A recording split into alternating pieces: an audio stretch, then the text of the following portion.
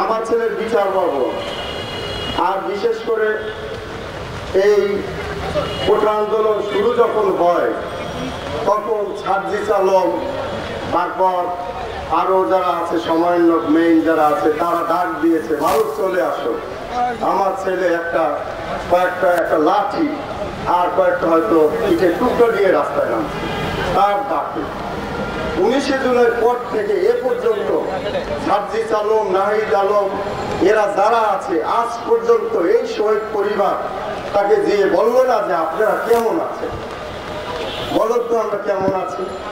আমার ছেলে বড়, আমার ছেলে আমার পাশে হেল্প করবে। একটা ছেলে 19 বছর পার করতে একটা বাবার কি কষ্ট, কত কষ্ট করছি আমি আমার ছেলের জন্য।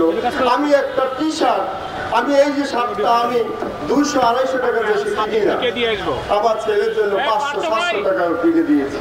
আর সেই ছেলে পুলিশের গুলিতে আজকে দেশের জন্য নিহত হয়েছে। আজকে আমাদের খোঁজ খবর কেউ দেয় না।